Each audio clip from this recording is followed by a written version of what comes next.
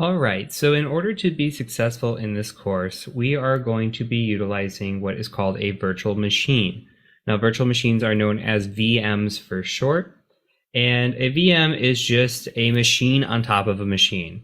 And to give you an example, I'm actually running this Windows 10 instance that you see here on top of my Windows 10 instance. So here you can see if I scroll up that I have a Windows 10 machine. I also have a Linux machine sitting here. If I were to demaximize this, you can see that I'm actually running here a Windows machine in the back. This is my wife and I.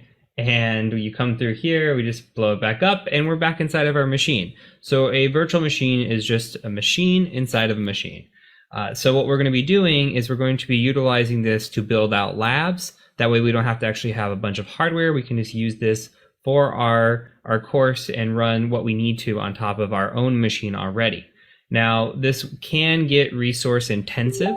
So if you are only utilizing something like 8 gigabytes of RAM, then you might have some issues with this, but you can still follow along. When we get into the Active Directory portion, you might run into issues if you do not have at least 16 gigabytes of RAM to utilize. But we'll worry about that when we get there. There's still plenty of ways to follow along throughout this whole course.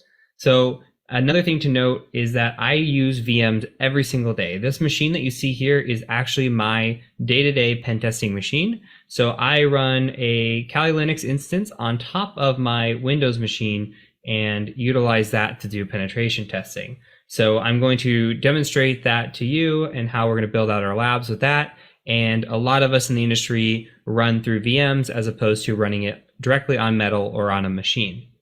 So in order to utilize virtual machines, we first need some sort of virtual machine software to play these. So there are two different ways that we can do this. If you are on a Windows machine or a Linux machine, you can utilize VMware Workstation Player. Now, if you type in VMware Workstation Player in Google, the first one here that says download VMware Workstation Player, you just click on that.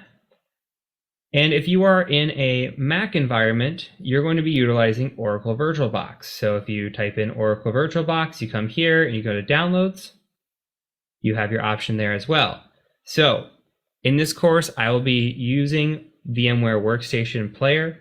I'm going to be running it on top of Windows. If you are using Mac, that is absolutely fine. You're going to be following along just the same.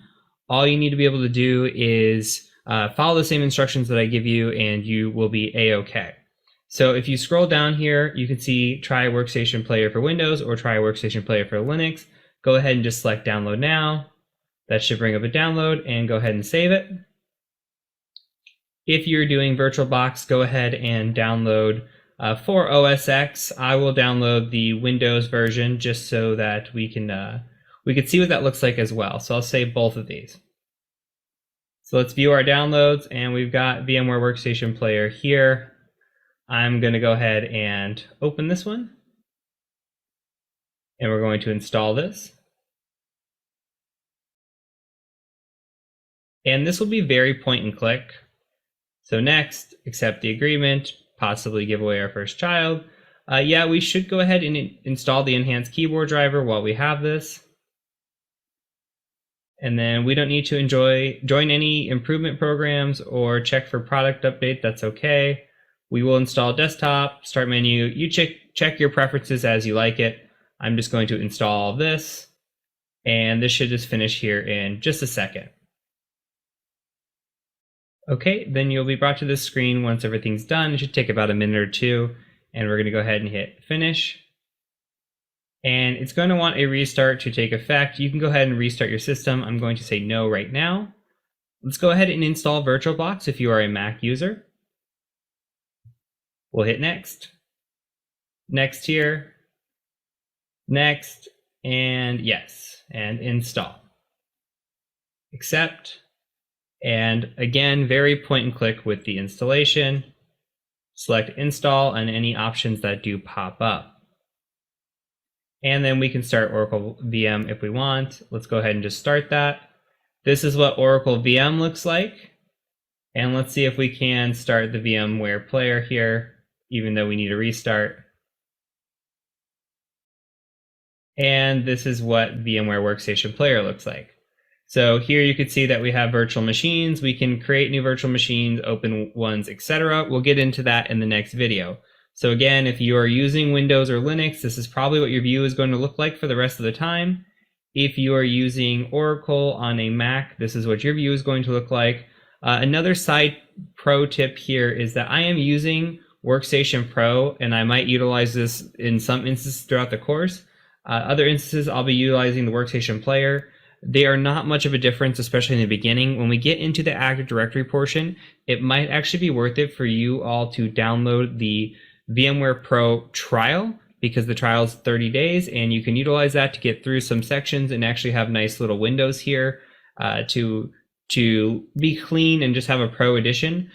You can do everything that I'm going to show you in the course on the player. It just is that you have to open, if you want to run more than one machine, you'll just have to reopen the VMware Workstation Player several times to run multiple machines, but that's okay. It just won't look like this nice clean layout where you can transfer between machines like I can do just here. So with that being said, let's go ahead and move on to the next video. We're going to be installing Kali Linux onto our VMware Workstation Player.